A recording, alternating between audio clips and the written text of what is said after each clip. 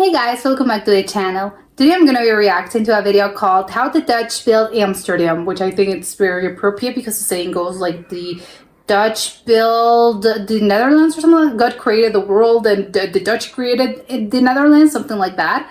But let's check it out and comment, like and subscribe. Let's talk about Amsterdam, a city that has played the backdrop for Americans' European trips. God damn it. Whoa, how did I get here? Man, I'm so high! And mediocre movies. What? There's one thing that makes it stand out more than anything else. No, not that, but its canals. And today, we'll tell you the story of how this area of swampland grew to become the mecca for mid-tier lager. Our story goes back to the 12th century, when the area was nothing more than a settlement for fishermen who resided along the banks of the River Amstel. As you are probably aware, Isn't there a beer called Amstel? the area isn't renowned for being high above sea level, so a dam was built along the River Amstel to reduce the risk of flooding, with the area taking the name of Amsterdam. The dam was located in today's aptly named Dam Square, which grew in size from the original dam, with the water on either side being filled in during the 19th century, eventually becoming the home of Madame Tussauds and a less dysfunctional royal family. Oh, My penis was oscillating between extremely sensitive and borderline traumatized. With the okay. city protected by the dam, it started to grow, but as you would expect, the ground was pretty marshy, Yeah. so new houses would be built using wooden piles as foundations, similar to Venice. Growth of the city was restricted to being inside the semicircular canal, my the God. Zingle, which That ran was along crazy. the periphery of the city and provided both drainage and defence uses. Hmm. The city would continue to grow, but it was in the 17th century when Amsterdam would really start to kick off. Known as the Dutch Golden Age, this was a time where there was a lot of money sloshing about in Holland. And as a Why? result, ambitious plans were proposed to transform Amsterdam, as its population continued to grow, but there was pretty much no space to build inside the Zingle. Yeah. Plans were unveiled to make the city 5 times larger by building a ring of 4 canals which curved around the existing city. A series of interconnecting canals along the radii of the canal ring would be built, That's very smart. which would primarily serve the role of transporting Yeah. goods through a fleet of small barges to the doorstep of merchants who would build houses along the sides of the canals. Get me 100 fags, 2 bottles of wine, a bottle of whiskey and 10 cans of lager now. This would also create a new area called the Jardin, which name comes from jardin in French, as the new canals and paths would follow the plot boundaries of the existing gardens on the land at the time, breaking the rectilinear pattern of the initial plans. It looks kinda Construction on the crazy canals from the started in a sweeping direction, outside. starting first to the northwest of the centre in 1613. Wow, Once that's this old. was finished in 1625, the southern section was built in 1662 and was completed around 10 years later. There were plans to extend the canal ring in the east of the city, but these did not come to fruition for a long time Why? after the first 2 sections were constructed due to the disaster year of 1672. What By happened? the time it was implemented, there was no demand for parcels of land, Oh so it my. was rented out to people who fancied growing vegetables, with the Oh. area being known as plantation or plantage as Okay. it's still called today, and was Oh. developed without much plan, hence the layout differs significantly compared to the other sections, with it not becoming an area of housing Oh my until God. the mid-19th century. By That's the end of insane. the construction Still exists. bonanza, there were 3 canals which were most well known, called the Herringgracht, the Keizersgracht, and the Prinsengracht, which Gracht is circled the canal. old city, creating one of the most picturesque urban landscapes on earth. Over Yeah. the next few centuries, the fortunes of Amsterdam would fluctuate. However, the canals would remain and be an important fixture for the identity and culture of the city, Yeah. right up to the present day. However, as you can expect, despite the ingenuity of the 17th century design, the canals cannot last forever without maintenance. Oh, Fast forward okay. to the 21st century, and this issue is coming to light. Recent studies showed there were 10 kilometres of canals on the verge of collapse and hundreds of bridges that are in need of repair. Oh my As you God. can probably guess, with the infrastructure being constructed centuries ago, Yeah. the foundations were only expected to carry the weight of horses, Not and cars. not buses or cement trucks. The solution will require multi-billion-dollar work of repairs, which is expected to take decades to finish. Oh my So next God. time you go to Amsterdam, you might see less of this and more of these. This don't look like the pictures.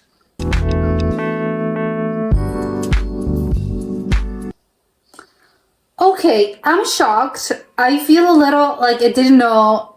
I'm like in shock. I didn't know that they had like the canals had like so much trouble. Like they're saying like yes they're making repairs because obviously they have to, but it had never occurred to me. I don't know why. Maybe I would naively. I'm the naivete of the like the 16th century Dutch people. Like I think I suffer from that as well.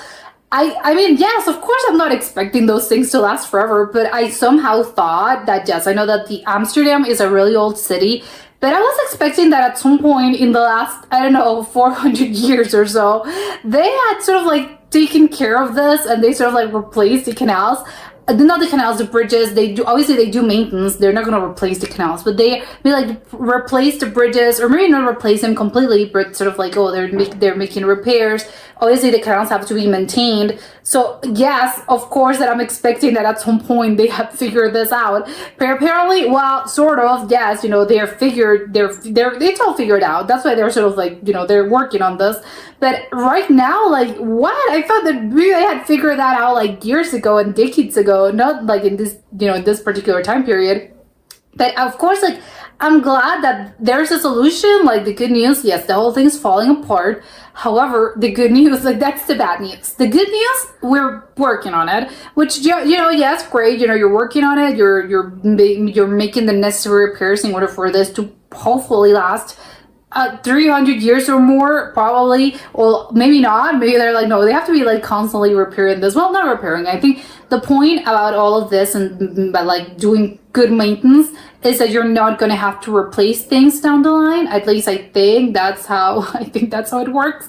Again, I'm not an architect, but I would assume that yes, we have to like maintain this and have like a schedule of maintenance in order for us to like for things to be still standing, and we don't have to actually like take this huge thing of like, oh yes, now we have to build a whole bridge. It's like, well, no, we can't do that, or we shouldn't do this because no, we already like took the trouble to actually like maintain it constantly and do like scheduled repairs and stuff like that. So on one hand, I'm like, that's crazy to me that they're still like doing this, but I think it's kind of like insane, and it speaks a lot of like how incredible those engineers, can they be called engineers? I didn't know if like in the 1600s they had like engineers, architects, builders, constructors. It's incredible. Like it speaks a lot of like to the testament of like how incredible like those like builds were. The fact that they are still standing, like yes, of course they didn't really thought like their mind couldn't comprehend of like, oh, we're gonna have like big like I don't know, they're big Mack trucks. It's like, well, yes, of course they lived like 400 years ago. They were thinking horses and carriages. They obviously weren't gonna be imagining, oh, in the future we're gonna have like this huge like methods of transportation that are gonna be like so heavy.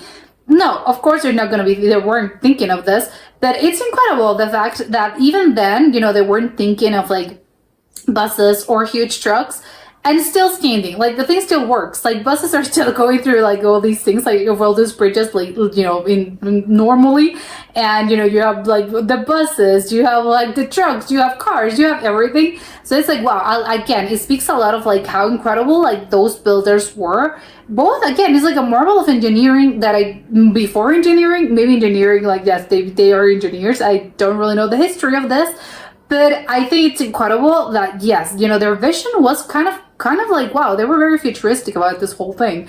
The fact that they're like, yes, it's still standing. A lot of like bridges in other places, in other cities and other countries cannot say that. It's like, yes, the bridge has been like long either torn down, torn apart because they built something else, or because the thing fell apart. Obviously crumbled to dust because of like you have, I don't know, earthquakes, you have like moisture from the river and the water, and the thing, obviously the stone erodes. Like again, there's like so many things that it's incredible that those are kind of like the same bridges. Of course, maybe they have done repairs, some of them, probably not all of them, some of them, I don't know, burned, I don't know, I don't think they can burn, but whatever, for a bunch of reasons, everything that has happened in like since the 1600s. Some of them probably are not still standing and they had to rebuild at some point, but the fact that some of them are still standing, it's like, wow, that's incredible. I did not know that, because again, I thought that at some point they just sort of like had replaced this with metal or something else. I don't know if actually metal is the appropriate like construction material for this kind of thing, but again, I'm thinking something sturdier than stone, although I know that stone's already quite sturdy.